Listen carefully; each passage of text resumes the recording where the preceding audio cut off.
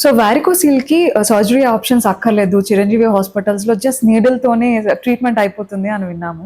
Can you explain this sir?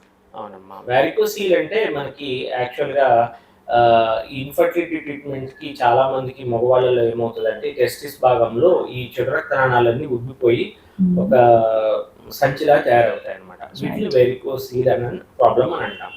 దీనివల్ల discomfort కూడా ఉంటుంది. నొప్పి, కొంచెం ఇబ్బంది పడడము ఇవన్నీ కూడా ఉంటాయి. వీళ్ళల్లో మాత్రమే మనం ట్రీట్మెంట్ చేస్తాం వారికోసీల్‌కి. దీనికి మామూలుగా అయితే కట్ చేసి మొత్తం ఓపెన్ సర్జరీ చేసి లైగేట్ చేస్తాం. ఇలాంటి ఏం లేకుండా మనం ఒక ఎంబోలైజేషన్ అనేది ఒక చిన్న సూదితోనే మనకి వారికోసీల్‌కి లోపల ఒక క్యాథెటర్ పంపించి ఏదైతే ఎక్కడైతే ఆ ప్రాబ్లం ఉందో దాన్ని బ్లాక్ చేసేస్తాం. సో దీన్ని వెరికోసీల్ ఎంబోలైజేషన్ అంటారు. సో దీని యొక్క అడ్వాంటేజ్ ఏంటంటే ఈ అడ్వాన్స్ టెక్నాలజీ మనం వాడి చేయడం వల్ల చేయించుకున్న ఒక 2-3 అవర్స్ లో పేషెంట్ డిశ్చార్జ్ అయిపోయి ఇంటికి కూడా వెళ్ళిపోవచ్చు.